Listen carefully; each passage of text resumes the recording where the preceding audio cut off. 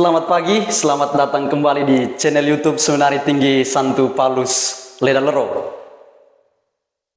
Setelah tidak tayang beberapa saat, pada kesempatan ini kami hadir kembali untuk mengisi podcast Seminari Tinggi Santo Paulus Ledalero.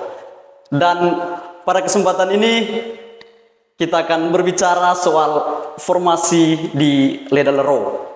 Kita tahu Seminari Tinggi Santo Paulus Ledalero adalah rumah formasi, tempat mempersiapkan para calon misionaris sebelum diutus bermisi ke berbagai wilayah. Dan sudah begitu banyak misionaris yang dikirim dari tempat ini, dan saat ini ada sekitar 300-an frater yang sedang menjalankan masa formasi di Seminari Tinggi Santo Paulus Ledalero. Lalu seperti apa proses formasi di Ledalero? Untuk itu telah hadir bersama saya di sini Pater Nar, Prefek Koordinator Seminari Tinggi Santo Paulus Ledalero. Selamat pagi Pater. Oke, selamat pagi. Bagaimana kabar? Syukur sampai dengan sekarang masih sehat dan masih baik. Baik, terima kasih sudah sempatkan waktu untuk berbincang dengan kami. Dan Pater dalam kapasitas sebagai Prefek Koordinator, ya sudah lama tentunya menjadi pembina di Seminari Tinggi Santo Paulus Ledalero. Itu sejak tahun kapan, Pak? Sejak tahun berapa? Oke, baik. Sebenarnya terima kasih untuk kesempatan kita bisa berbincang-bincang tentang formasi di Seminari Tinggi Santo Paulus Ledalero. Saya ditabiskan tahun 2003 dan saya ditempatkan sebagai salah satu formator di Seminari Tinggi Santo Paulus Ledalero itu sejak tahun 2004. Jadi sejak ditabiskan 1 tahun, lalu 2004 saya mulai mengambil bagian dalam formasi sebagai formator di Ledalero sampai dengan tahun 2005. Dari 2004 sampai 2005 saya melanjutkan studi, saya kembali tahun 2008. Lalu sejak tahun 2008 saya kembali langsung di Perfect di unit Rafael ini. Sampai dengan tahun 2016 sebelum saya melanjutkan studi dan kembali lagi waktu itu di Rafael ini lagi di unit Wisma Rafael sampai dan sekarang, dan 2 tahun lalu saya kira dipercayakan sebagai koordinator. Oke, baik. Kalau kita hitung dari penempatan perdana berarti sudah sekitar 20 tahun lah Pater menjadi formator di tempat ini, dan dalam rentang waktu yang cukup lama itu bagaimana? Apakah Pater menikmati suasana Ledalero ini atau? Ya. Sejak ditabiskan sampai dan sekarang boleh dikatakan saya hanya ditempatkan di rumah formasi, dan boleh dikatakan sebagian besar masa imamat saya sekitar seperti yang kau katakan 20 tahun lebih itu diabdikan di rumah formasi. Tentu banyak pengalaman yang menarik. Meskipun secara pribadi saya sendiri kan tidak melamar di provinsi ND dan kemudian ditempatkan di sini. Tapi ketika diminta, sebagai seorang SOD saya bersedia. Lalu saya menerima kepercayaan itu dengan senang hati, dengan tugas-tugas di formasi, hidup, bekerja, tinggal bersama para frater di beberapa unit yang berbeda. Dan saya bisa secara pribadi saya mengatakan saya menikmati karena bisa berada bersama dengan kelompok anak muda, dan itu tentu sesuatu yang menyenangkan, dan juga kesempatan untuk belajar banyak sekali, sehingga saya berpikir itu alasan sebenarnya mengapa saya cukup menikmati, karena kesempatan belajar dengan anak muda dalam berbagai latar belakang, situasi, atau juga mentalitas zaman itu sesuatu yang menguatkan saya. Meskipun ada banyak tantangan, tantangan itu lebih karena tugas rangkap sehingga kadang-kadang tidak bisa fokus untuk mengambil bagian secara penuh karena ada berbagai tugas rangkap yang kadang-kadang juga menuntut keterlibatan di luar, sehingga itu kadang-kadang juga tidak juga melelahkan, tapi kita lihat sebagai tantangan sampai dengan sekarang yang saya alami. Itu lebih pada tugas rangkap dan beban yang boleh katakan cukup seimbang antara tugas sebagai formator dan tugas lain. Oke, baik Pater. Jadi nah, tantangan salah satunya tadi Pater katakan tugas rangkap ya. Karena di bawah selain menjadi formator juga menjadi dosen di Institut Filsafat dan Teknologi Kreatif del Roma Mamere. Ya, kira-kira menurut Pater tantangan ini mesti disikapi bagaimana? Karena kalau formator mendapat tugas rangkap, saya pikir konsentrasinya pasti terbagi. Dan itu tentu saja ada dampaknya untuk formasi. Bagaimana komentar Pater soal ini? Iya, memang ini juga merupakan satu fakta ya kalau kita katakan tugas rangkap di rumah formasi Ledero, karena bukan baru dari sekarang. Karena hampir sebagian, ya boleh dikatakan bisa semua konfrater yang ditempatkan sebagai atau dipercayakan sebagai formator di Seminar Tinggi Santo Paulus Ledero selalu punya tugas lain yang juga penting. Sebagai sebagai SWD bisa kemudian dia bantu di misalnya di pastoral di luar atau kemudian di sekolah ataukah juga punya tugas-tugas lain dalam serikat. Karena itu ya komentar saya adalah begini. Yang pertama, saya secara pribadi dan sebagai formator harus juga mengakui bahwa ya tugas rangkap itu juga bagian dari pengabdian dan kepercayaan yang diberikan kepada serikat.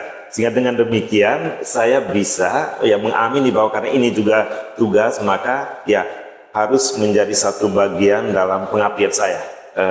Sehingga itu menurut saya itu hal yang paling pertama. Saya harus mampu menerima bahwa tugas rangkap itu juga bagian dari tugas saya. Sehingga yang mungkin bisa membantu saya adalah bagaimana mengatur supaya ya dua-duanya itu bisa, atau dua tugas itu bisa dijalankan ya sebaik mungkin atau bisa seoptimal mungkin daripada, atau misalnya mendahulukan satu dan menganggap yang lain tidak penting. Nah, sehingga mungkin untuk saya itu yang paling penting ya, bagaimana menerima ini sebagai dua-duanya sebagai bagian. Jadi tugas rangkap itu sebagai kepercayaan yang diberikan serikat kepada saya atau kepada formator secara umum. Oh ya, baik. Jadi tugas rangkap itu tidak boleh dilihat sebagai bebannya, tapi dilihat sebagai bagian dari pengabdian dan pelayanan untuk tarekat, juga untuk gereja. Dan seperti yang Pater bilang tadi, Pater juga melewati masa formasi di Seminari Tinggi Santo Paulus Ledero. Dan tentu saja ada perubahan, ada kemajuan yang terjadi, dan situasi waktu Pater menjadi formandi di sini tentu berbeda dengan situasi sekarang. Sekarang dunia ditandai dengan kemajuan teknologi dan rata-rata mayoritas formandi di bawah dari generasi milenial yang punya karakter berbeda dengan generasi terdahulu. Kira-kira desain formasi untuk era digital sekarang untuk generasi milenial itu seperti apa, Pater? Oke, ya kalau kita berbicara tentang formasi, secara khusus formasi di era digital dengan perkembangan perkembangan teknologi yang semakin maju, dan juga generasi milenial atau generasi saya sekarang, ada dua hal ya, formasi di satu pihak dan yang kemudian era digital. Tapi saya melihat era digital ini kan bisa dalam dua hal ya, bahwa teknologi digital itu sendiri, lalu yang kedua generasi digital. Bagaimana dua hal ini diperhadapkan dengan formasi. Dalam konteks kita formasi SWD, tentu kita mempunyai landasan atau dasar di mana apa yang menjadi dasar dari formasi kita ya. Sebagai Serikat Sabda Alam, rujukan utama itu adalah konstitusi misalnya. Kalau dalam konstitusi 500 itu dia berbicara tentang formasi ya. Dan di situ konstitusi itu mengingatkan kita bahwa tujuan formasi atau pembentukan seorang calon biarawan dan imam atau misionari SWD itu adalah bagaimana dengan bantuan Roh Kudus kemudian setiap orang dalam rumah formasi itu dibantu untuk mempunyai pengalaman persatuan dengan Sang Sabda. Nah, jadi itu ditegaskan oleh konstitusi ya 501 kalau tidak salah. Nah, maka saya mungkin bertitik tolak dari sini ya.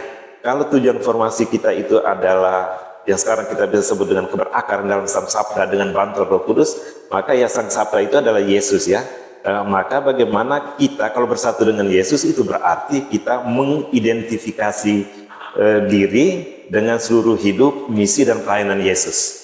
Dan saya lihat mungkin hanya ada dua hal yang kalau kita temukan dalam seluruh hidup, misi dan pelayanan Yesus, yaitu yang keberakaran dia dan kebersatuan dia dengan Bapa, lalu yang kedua itu aspek misioner. Dan disitulah yang saya temukan bahwa oke, kalau dulu itu proses formasi kita di Ledalero itu kalau kita ikut dalam votasi, kalau sekarang kan ada dua aspek ya, aspek misioner dan religius dan misioner. Tapi dulu itu kan 7 bidang. Tapi sebenarnya menurut saya itu sama. Karena dulu yang 7 bidang itu kemudian dipersempit dalam dua bidang itu.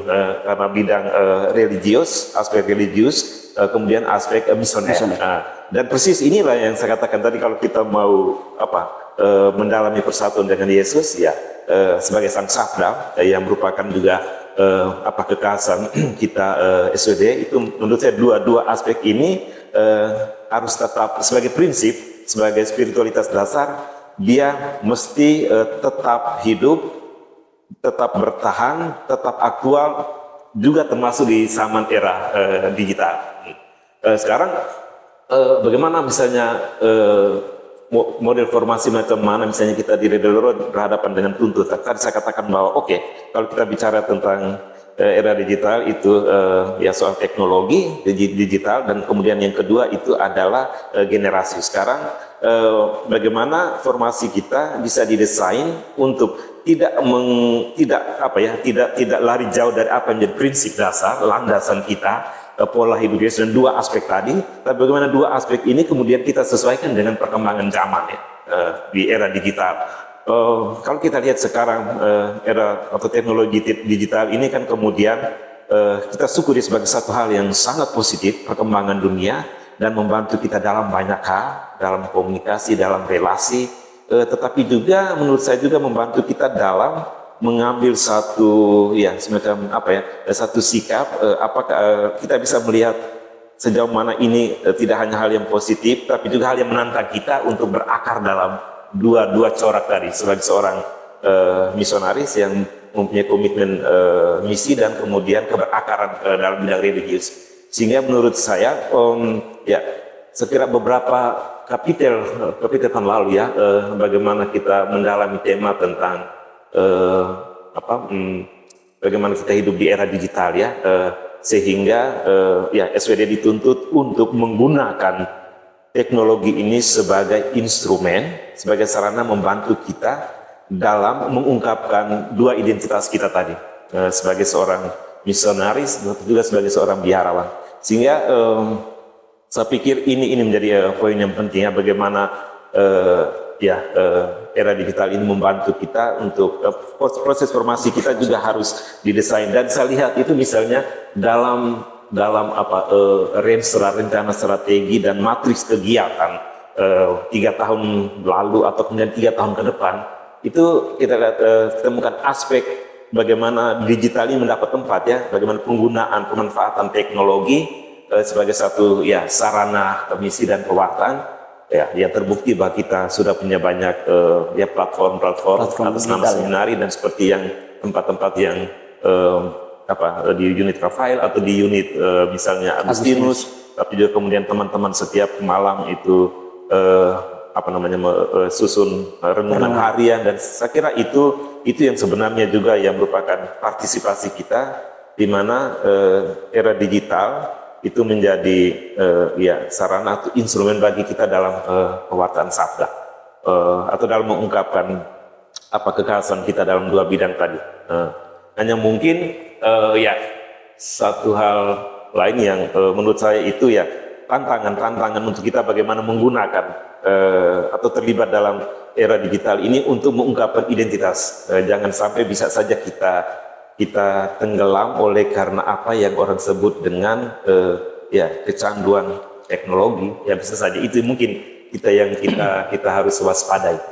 Tetapi menurut saya proses formasi kita menurut saya dengan adanya program-program itu sudah turut memberikan tempat pada kenyataan digital ini sebagai satu sarana atau instrumen untuk mengungkapkan identitas kita tadi. Jadi itu komentar saya tentang informasi di era digital.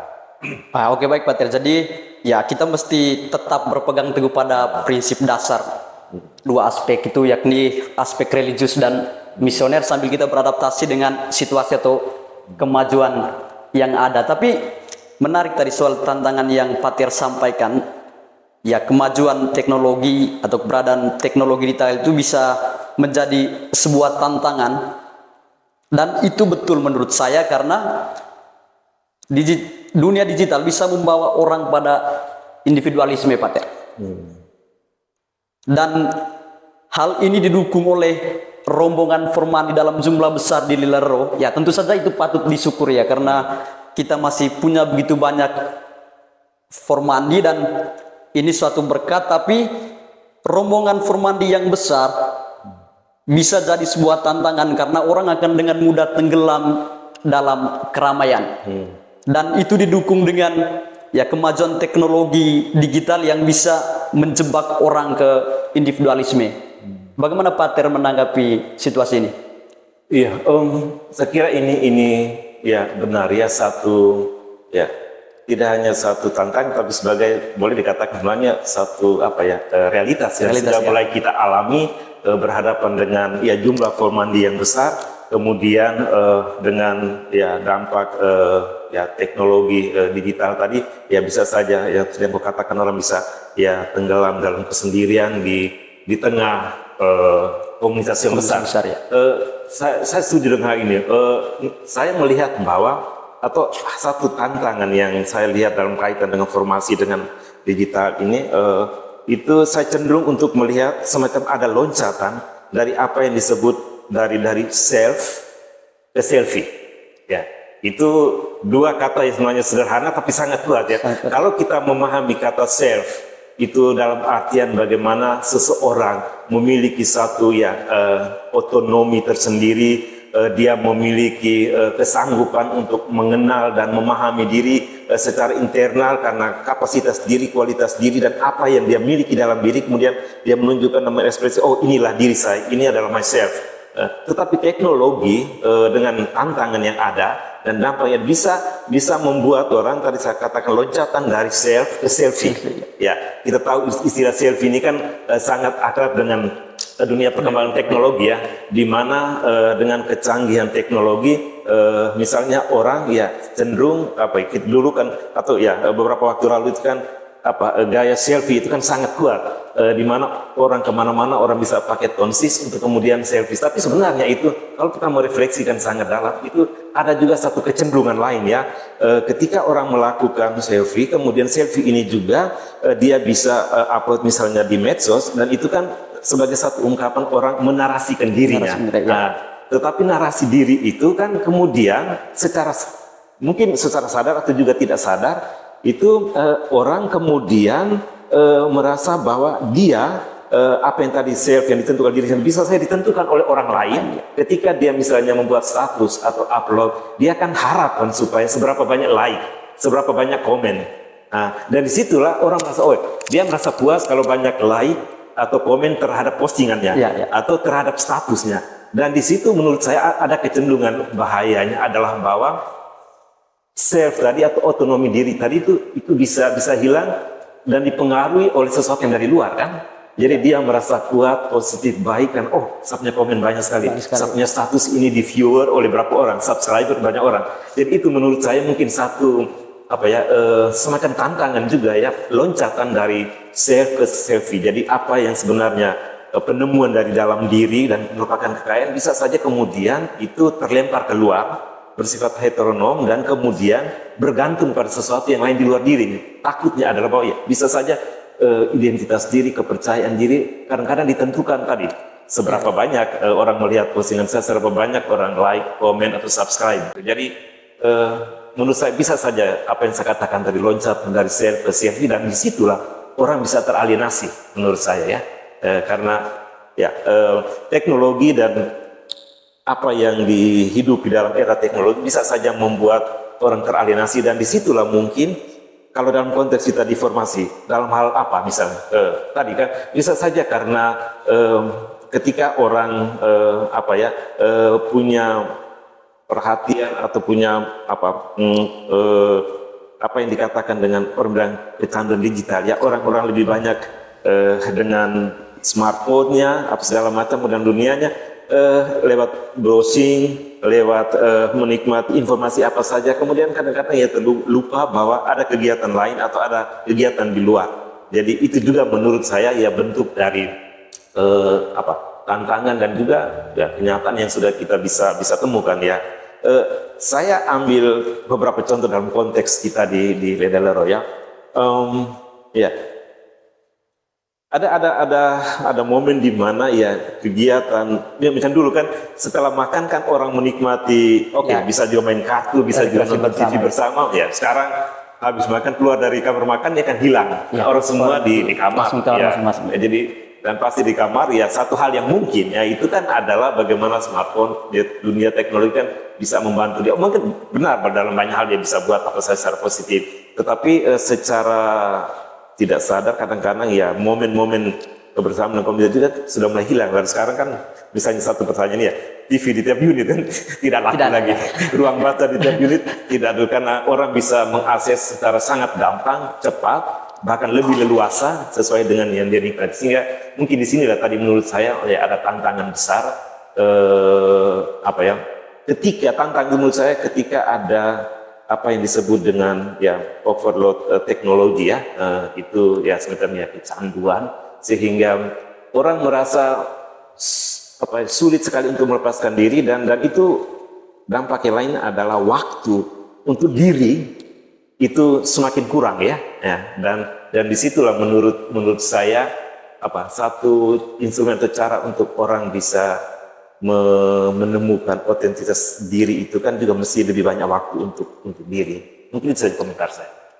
Oh iya baik Pak Tir, jadi pentingnya untuk bijak dalam menggunakan media-media digital. Jangan sampai kita menjadi budak dari dunia digital. Kita mesti menjadi tuan, kita yang membuat keputusan. Dan teknologi itu kan alat sebenarnya, dia harus membantu kita, bukannya menghambat kita. Jadi ini memang tantangan bersama dan itu kami alami di unit-unit bagaimana komunio persekutuan itu makin tergerus ya. Salah satunya karena HP. Baik, tidak terasa kita sudah berbincang cukup lama dan saya pikir untuk kali ini kita sampai di sini. Karena itu kami ucapkan terima kasih kepada Pak Ternar yang sudah menyediakan waktunya. Terima kasih juga untuk obrolan yang bernas, semoga memberikan sumbangsi atau kontribusi bagi formasi di Ledalero.